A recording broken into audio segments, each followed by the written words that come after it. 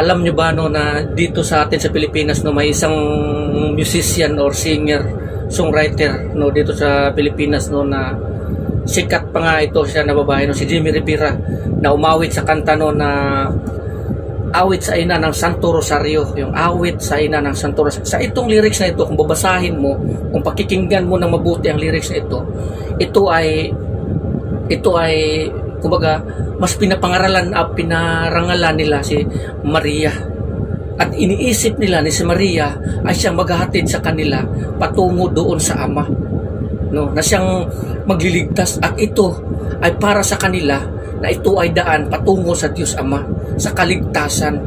Itong mga taong ito na gumagawa nito, ito yung mga tao na tinatawag na false prophet, na hindi mo talaga alam or hindi nila talaga alam ang kanilang ginagawa. Kasi ang ganitong klaseng mga tao ay hindi alam kung ano ang katotohanan. Mas ginawa nilang katotohanan. Kumbaga, sa daling salita, itong mga tao ito ay hindi nagbabasa kung ano ang nakasulat mismo sa Biblia. Kasi sa lyrics dito, may lyrics dito sa medyo dulo ng chorus, sinabi doon no, na ihatid mo kami sa langit, o inang mapagmahal, o ihatid mo kami sa Ama no. So itong si Maria, dito sila nagdadasal, at para sa kanila ito yung daan patungo sa Ama, kasi inaasahan nila na si Maria ang maghahatid sa kanila doon sa Ama na mapagmahal.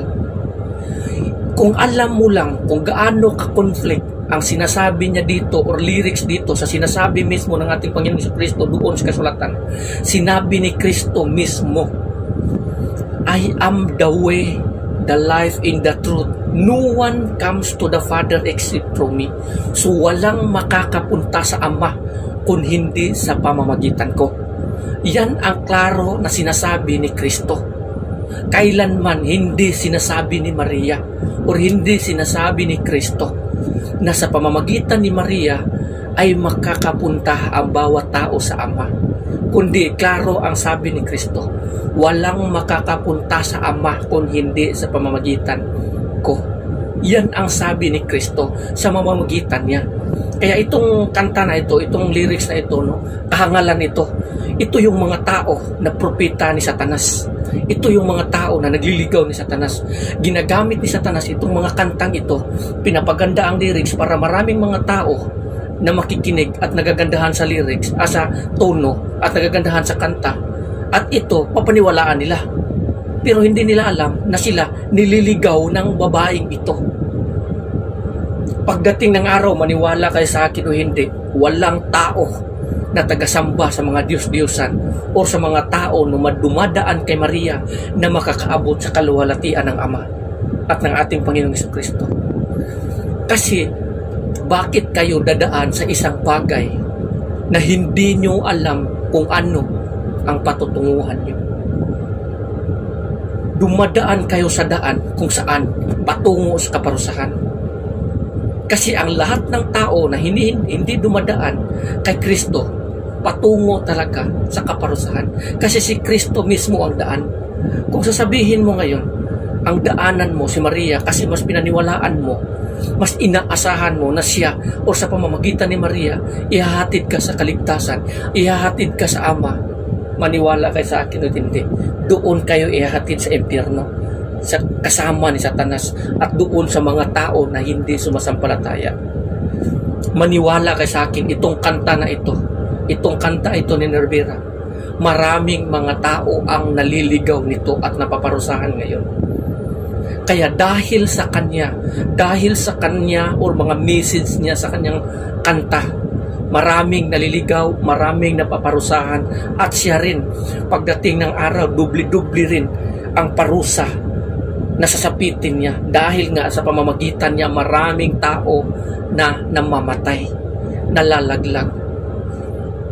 Lagi niyong tatandaan yan, ang dugo na dumaloy, ang dugo na dahilan sa kamatayan ng bawat isa dahil sa simpleng mensahe mo na nagpapaligaw sa bawat tao, nalalaglag sa impyerno, ikaw ang sisingilin niyan pagdating ng araw, kung hindi ka magsisisi sa iyong kasalanan.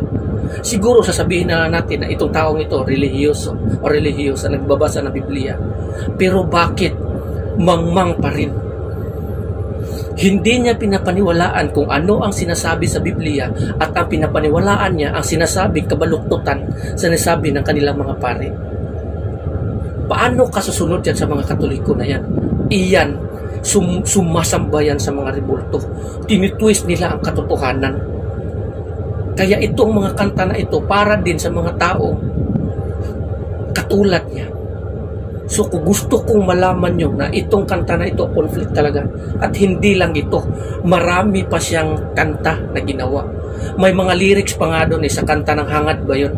Na awit ng ina, awit na inang mahal, awit ng inang mahal. Ganun din. No, mas pinarangalan nila si Maria kaysa mismo ni Kristo. Inaasahan nila na si Maria ang magliligtas sa kanila, ang siyang daan patungo sa Ama. Pero ang hindi nila alam talaga itong mga taong ito talaga masasabi mo na wala talagang kaalaman, walang karunungan. Kahit pa balik ta rin, kahit basahin pa nila lahat yung nakasulat sa Biblia na yan, hindi nila talaga maintindihan yan. Kasi nga, tignan mo, dito pa lang, sango na sila. Sasabit na sila. Papalya na sila. Sa dito pa lang.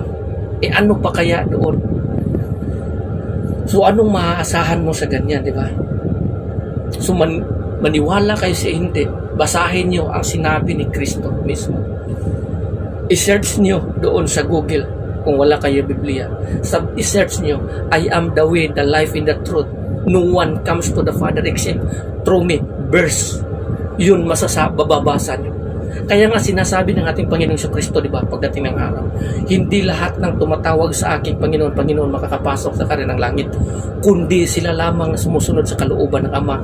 Ang kalooban ba ng Ama ay ang maniniwala ka kay Maria na siyang magliligtas sa iyo, na siyang maghahatid sa iyo sa Ama? Hindi. Ang kalooban ng Ama, ito na ang tao kailangan maniwala at sasampalataya kay Kristo na kanyang bugtong anak na pinadala niya dito sa mundong ito. At ang maniniwala sa kanya magkakaroon ng buhay na walang hanggan. Kasi mismo sinabi ng ating Panginoong Kristo, ang tumatanggap sa akin, tumatanggap sa Ama. At ang hindi tumatanggap sa akin ay hindi tumatanggap sa Ama na siyang nagpadala sa akin. So, klaro po yan. So, kung si Maria ang inaasahan nyo na magligtas sa inyo sa kaluwalhatian, sa kaparusahan, magliligtas sa inyo pagdating ng araw, ang kamatayan ni Kristo pala dito sa krus, walang kabuluhan. So, ibig sabihin pala, lahat ng mga tao na sumasampalataya kay Kristo nalaglag. Kasi kung doon tayo kay Maria, aasa na doon tayo maliligtas. So, wala kay Kristo. So, lahat pala na sumasampalataya kay Kristo ay nalaglag. So, malaking kahibangan yan. Ngayon, sino ang paniniwalaan nyo? Alamin nyo kung ano ang nakasulat sa Biblia. Kasi dyan po talaga ang ilaw. Yan po yung magbibigay sa atin ng liwanag upang malaman natin ang katotohanan para pagdating ng araw, haharap tayo sa hukom ng ating Panginoong Jesucristo. Kung si Kristo wala sa puso mo, kasi si Maria inaasahan mo, itatapon ka niya. Itatapon ka sa impyerno. Kaya itong lyrics na ito, itong kanta na ito, basura ito. Maniwala ka sa akin, mapaparusahan kayo pagdating ng araw. Kung itong kanta na ito, or susundin nyo itong mga ganito, pinapaniwala or paniwala na ito. Noon ko pa ito gustong sabihin. Kasi malaki po itong kahibangan, kabasura pula ito. Mag-ingat po kayo sa bawat pinapakinggan nyo. Kasi si Kristo mismo sabi, mag-ingat kayo sa inyong pakikinggan. Mag-ingat kayo. Kasi ang mata at tenga natin dito, nagiging pintuan yan at bintana sa buhay natin. Ito yung nagiging pintuan at bintana. So mag-ingat po tayo. So hanggang dito na lang. Maraming salamat din. God bless everyone.